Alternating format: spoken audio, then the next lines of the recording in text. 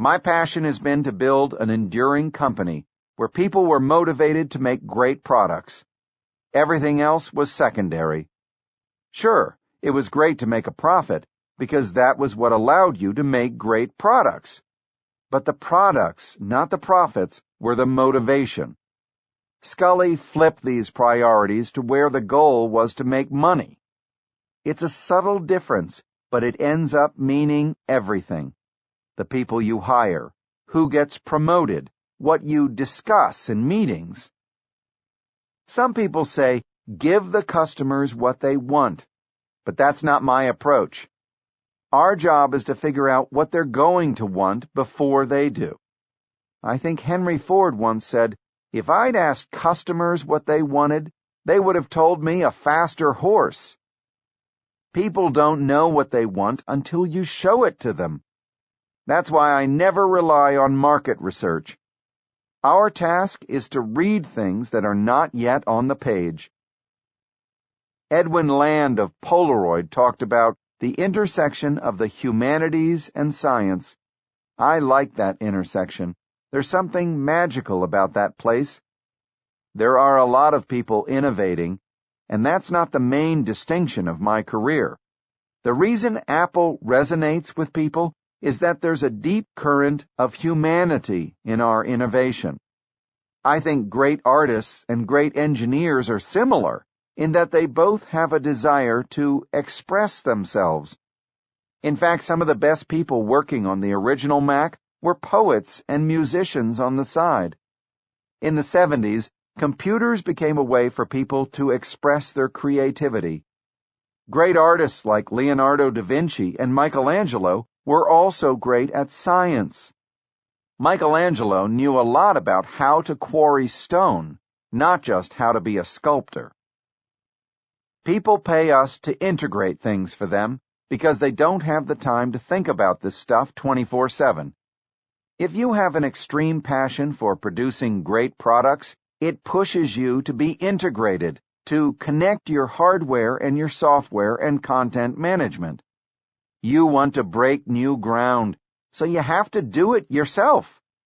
If you want to allow your products to be open to other hardware or software, you have to give up some of your vision. At different times in the past, there were companies that exemplified Silicon Valley. It was Hewlett-Packard for a long time. Then in the semiconductor era, it was Fairchild and Intel. I think that it was Apple for a while, and then that faded. And then today, I think it's Apple and Google, and a little more so Apple. I think Apple has stood the test of time. It's been around for a while, but it's still at the cutting edge of what's going on. It's easy to throw stones at Microsoft. They've clearly fallen from their dominance. They've become mostly irrelevant.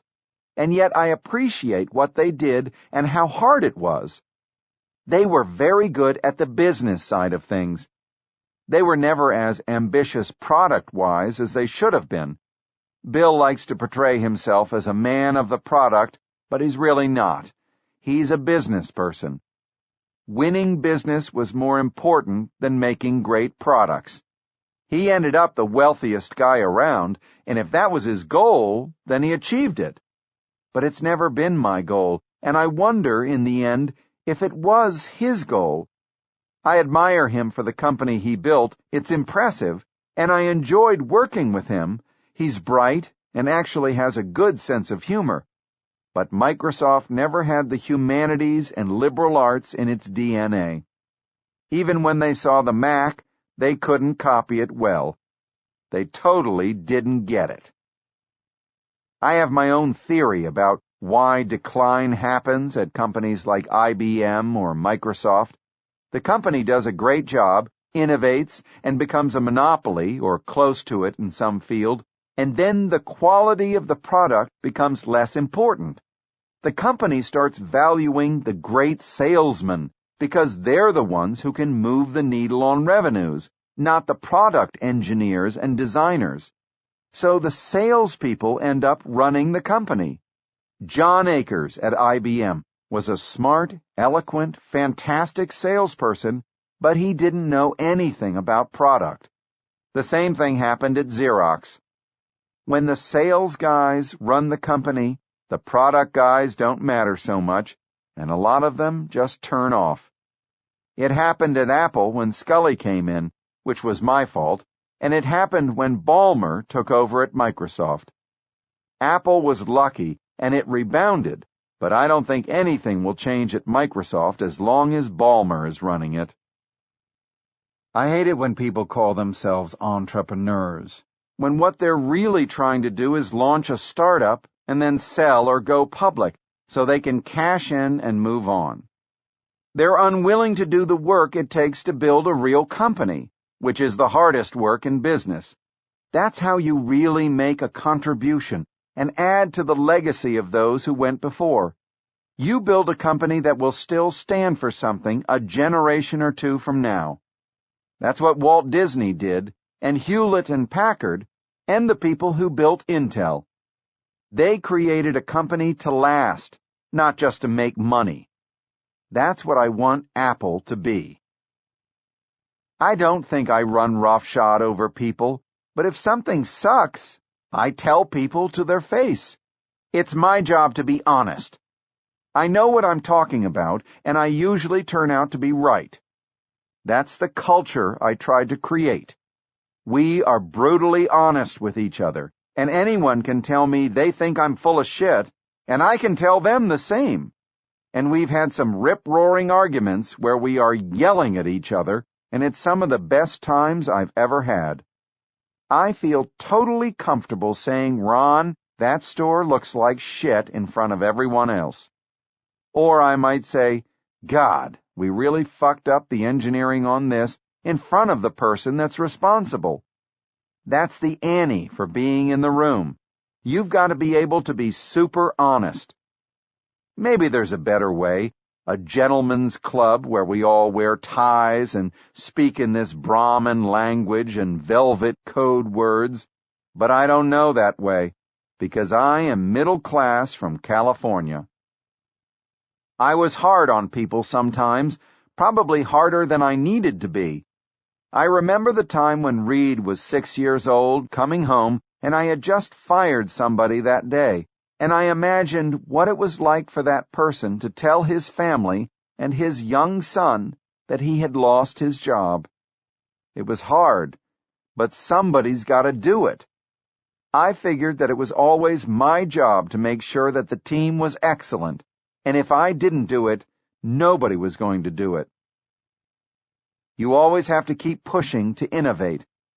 Dylan could have sung protest songs forever and probably made a lot of money, but he didn't. He had to move on, and when he did, by going electric in 1965, he alienated a lot of people. His 1966 Europe tour was his greatest. He would come on and do a set of acoustic guitar, and the audiences loved him. Then he brought out what became the band, and they would all do an electric set, and the audience sometimes booed. There was one point where he was about to sing Like a Rolling Stone, and someone from the audience yells, Judas! And Dylan then says, play it fucking loud, and they did. The Beatles were the same way. They kept evolving, moving, refining their art. That's what I've always tried to do, keep moving. Otherwise, as Dylan says, if you're not busy being born, you're busy dying. What drove me? I think most creative people want to express appreciation for being able to take advantage of the work that's been done by others before us. I didn't invent the language or mathematics I use. I make little of my own food, none of my own clothes. Everything I do depends on other members of our species and the shoulders that we stand on. And a lot of us want to contribute something back to our species and to add something to the flow.